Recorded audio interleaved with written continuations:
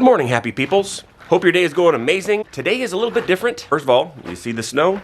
This is the end of April, and for some reason, winter just decided to give us its last little grip on us, and we've got probably another couple days of white stuff, but that's okay. It'll be gone, and it'll be warm and sunny soon. We've got a rare chance, guys, to meet the Wing Commander for Eielson Air Force Base, Colonel Bishop.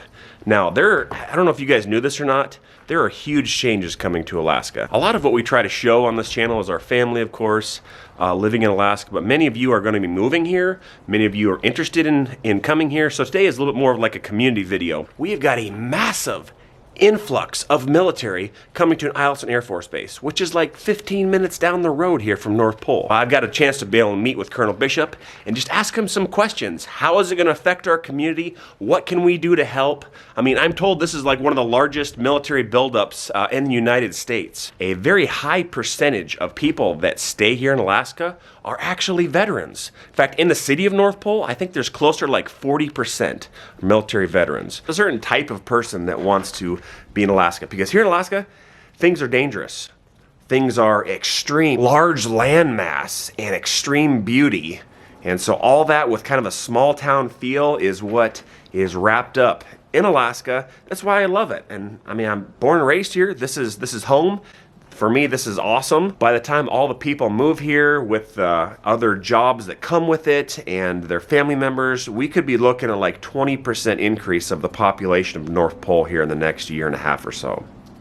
That's pretty massive. So what do? Let's go meet him and see if he's got some ideas or how we can help, or maybe get some more information. So let's go to Eielson Air Force Base.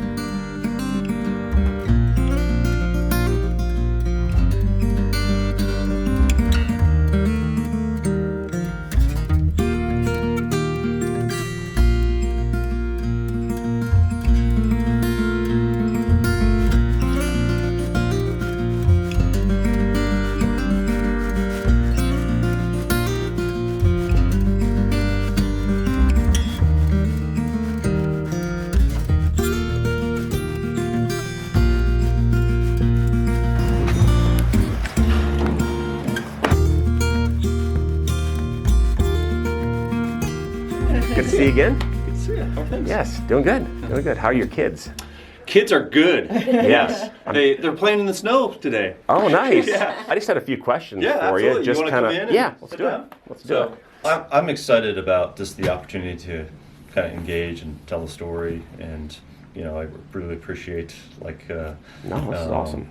Your willingness to kind of engage with the Eielson community and be part of the conversation, discussion, because it's exciting times here, as you absolutely. As you know. This is not intimidating at all. I'm just sitting in front of literally Colonel Bishop, the wing commander for all of Eielson Air Force Base. Like, I think the safety of the entire state lies in this guy's hands right here. I was telling you guys before, big changes in Alaska, and I just have some questions, and this is the guy to ask, because I guarantee you he's got some answers. Previous duty station. Where were you stationed at before? So before this, I was stationed down at Luke Air Force Base, which is Glendale, so Phoenix, Arizona. Nice. And that is a F-35 base as well. In fact, that's where we do F-35 training for Air Force pilots, but also international pilots.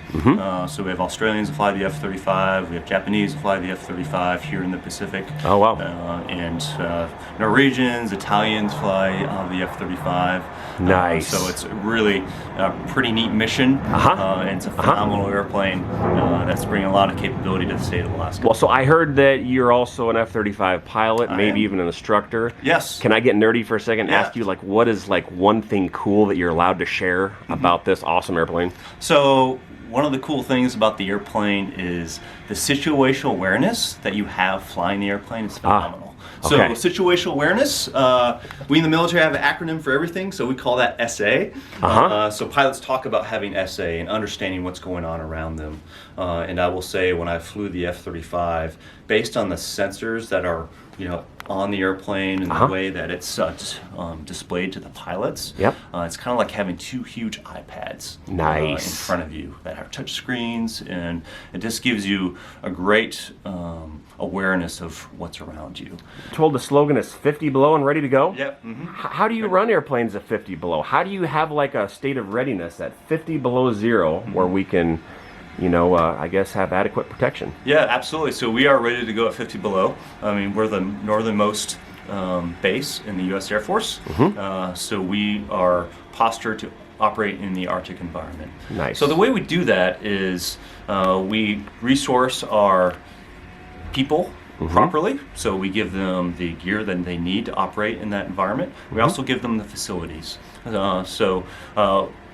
If you go out and see Eielson, there's lots of construction going on, and we're building facilities for the people in the aircraft. One of the things we do up here is we keep our aircraft in shelters, so that when we're working on the aircraft, we're not, negative 30, negative 40, or 50 degrees. I'm told there's 2 squadrons coming here, is that right? Yeah, 2 squadrons of F-35s. So 54 aircraft total, which is a lot of airplanes that are coming into Eielson. And the neat thing about it is typically when F-35s come to a base, other aircraft leave. Oh. That's not the case here. Also strengthen our alliances and attract new partners. Yeah. And we're going to keep doing that. And the neat thing about flying fighters in Alaska is the airspace is phenomenal. So we have the biggest training range in terms of airspace in the entire Department of Defense. We got the airplanes. Here with the F-35, we have the training resources with the F-16s, we have the airspace. And then also, you might be familiar, but there's F-22s based down in Anchorage, J-Bear, and we're going to be training with them on a daily basis as well. If you use a football analogy, we have a phenomenal practice field. We have a team here in Alaska with fifth generation fighters. We got a good force to train against, and it's going to be awesome. Talking to the mayor, and he seemed to think like this is like one of the largest military buildups. Is that the case here, or is this normal for other bases across the country to add extra squadrons? It's abnormal in that we're not replacing squadrons, we're adding squadrons. Okay. So the base is growing significantly. Okay. A year from now, we're going to have F-35s on the ramp, and we're going to have about 350 more airmen that are based here in Eielson, and that's just the beginning. By the end of 2021, we're going to have 1,300 more airmen and their families. Oh my goodness. So that's a significant growth. What is your overall vision for what you want to see in the next couple years here? So our vision is we're going to have 2 combat squadrons of F-35s that are ready to deploy at a moment's notice to defend our country. And we're going to have the community that's built around in order to be the framework and foundation of that combat readiness. Community that has grown in a sustainable manner, and we're going to have all the resources set up to care for those airmen and their families, and then also fully integrated with the community. One of the neat things about being stationed here in Alaska is, one, it's a beautiful state with just phenomenal people that are very supportive of our mission. The community support here is just phenomenal. And I think this broadcast is just an example of that, as far as, working together to, tell a story and also grow a community. Whenever there's change, there's, that's tough. And it takes a lot of conversations to identify where the problems are so we can form teams to solve them. And I see that happening on a daily basis. We do have a lot of viewers that are military that are going to be transferred here. Yep. If you're talking to any airmen that are going to be transferred here, military, is there anything you'd like them to know? Yeah, absolutely. So living in Alaska is just a once-in-a-lifetime opportunity, in my opinion.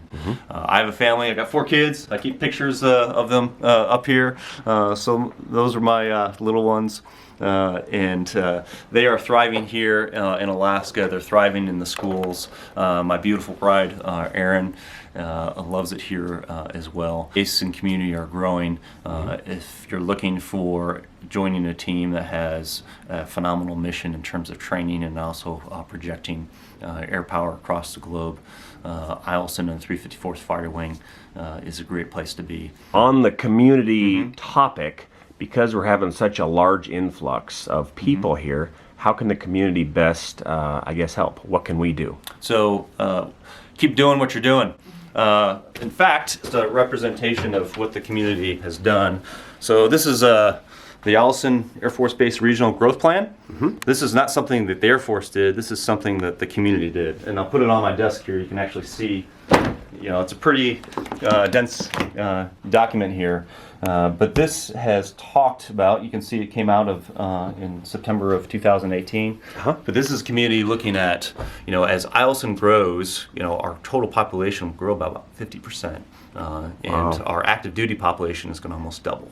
But when you look at the contractors and the family members that come here, our community of 10,000 just here on the base is going to expand. This is a plan that talks about the economic impact of that growth, where the choke points are in terms of housing, medical support, transportation. All of those issues are being discussed in this plan. And again, identifying them so we can get after them. Over 20 years in the Air Force, I've never seen a community do something like that as far as being able to posture a base for success as a new mission comes in. So again, it's exciting times. Housing, are we going to have enough housing for these people, for all the people that are coming in? So that's one of the things that I'm concerned about. And one of the things I'm really encouraged is that we're talking about it. One of the things I do know is that we're not building any more housing on base. So as the community grows, the housing footprint is going to have to increase, especially in and around Eielson. So we're thinking North Pole, Badger Road. Part of the recommendations of that Eielson Regional Growth Plan was to set up a housing task force that the community is really chairing, and I'm happy to say that's happening now. That's awesome. So we're having those discussions. We're, Mayor Ward obviously is the mayor of the Fairbanks North Star Borough, is very interested. Former North Pole mayor, understands the issue, and we're getting after it. Maybe jobs. Are there civilian jobs that you need filled here on this base as the base grows? You betcha. So we have a need for a qualified workforce to join the Eielson team. So one of the problems that we have is getting our civilian workforce fully resourced. Historically, we've been short between 20 and 25% of our workforce on the civilian position. We actually have a website, eielsonjobs.com, that we've put together in order to advertise the positions we have available, and for those that are in the community or coming to the community that are interested in joining the 354th Fighter Wing team, I'm happy to invite you to apply for those positions. When they click on this link to be able to get a job, are they talking to you? Who are they talking to here? They're going to be talking to our civilian personnel office, and we have a link to usajobs.com and nafjobs.org, and a lot of information, including how to apply and benefits, are going to be on that website. Nice. As far as the community, we need to help with housing, so hopefully there's some people that can, contractors that can step up, be able to provide rentals or houses, and then some jobs, and then what else can we do? So I invite you to come out this summer on the 13th of July if you're interested in seeing the F-35 in person. The F-35 demo team is coming up. We have Arctic Lightning, which is our air show at Eielson. We haven't had an air show in over a decade. Nice. So this is an opportunity to come together as a community and witness air power in action. Our mission partners are going to be here as well with the 168th Wing. Fort Wainwright and our partners in the Army are going to be here. So my kids are going to be able to crawl all over these awesome vehicles. And again, it's a great chance to come together as a community and celebrate here. So it's open to the public, free of charge, the 13th of July. Would love for everyone to come out and see Eielson in person. A big thank you to Colonel Bishop, be able to have this discussion. But guys, this is what we're dealing with in Alaska. There are big changes. When you talk about increasing the population that much, we just need to work together. A lot of Alaskans are previous military, and they just retire here because they just enjoy. Alaska. There's a whole lot of freedom. It's just like you said, it's a huge place for just airspace and flying. And you can go places in Alaska that no one's even set foot. So that's pretty awesome. So Colonel, I definitely appreciate your time. Thank you so much. You're amazing. Thanks for coming out. All right. All right, guys, we're gonna wrap this one up. I appreciate Colonel Bishop's time. And sorry this is different than a normal video. A lot of our videos are about Alaska, about our family. Today is about Alaska and just about the changes. And these are huge changes. So we got huge changes in military influx. There's not gonna be housing available. We need more housing here. There's a lot of jobs. I'm told upwards of 200 right now, or right in that range that they need filled. So we'll leave a link in the description for that. So we want to help out our military, because a lot of our military, they end up staying here. Even if they don't, they're still our neighbors. They're still Alaskans while they're here. And we want to help out as much as we can. So again, thank you guys for coming along today. Hope you enjoyed the video, just getting an idea of what Alaska is looking like. If you come to visit here, just find your lodging early. I will say that, and it sounds like there's quite a few job opportunities here. So we'll close this one out. See you in the next video. Thanks for watching.